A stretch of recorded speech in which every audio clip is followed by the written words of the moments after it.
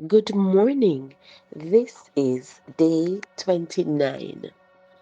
The wisdom that is from above is first pure, then peaceable, gentle, without partiality, and without hypocrisy. James chapter 3, verse 17. Only a Rivet, written by Julie Ackerman Link. Scientists have determined that faulty rivets may have caused the rapid sinking of the unsinkable HMS Titanic. According to researchers who recently examined parts recovered from the wreck, impure rivets made of wrought iron rather than steel caused the ship's hull to open like a zipper. The Titanic proves the foolishness of spending resources on fancy equipment and public promotion while neglecting the ordinary parts. In a sense, churches are like ships, and many of their people are like rivets.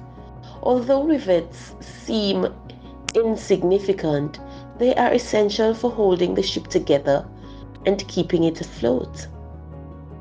Feelings of insignificance are rampant these days, even among Christians, and some do hurtful things to make themselves feel important. James says, where envy and self seeking exist, confusion and every evil thing are there. People corrupted by worldly desires for beauty, wealth, and power can bring down great churches, but people who are pure and undefiled hold churches together.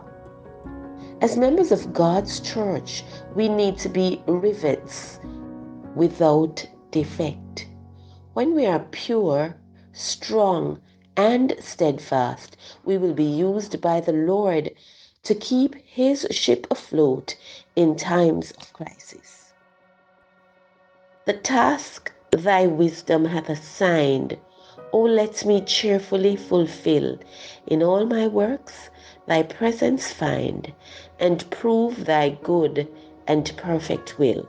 Our quote this morning reads, it is a great thing to be faithful in little things.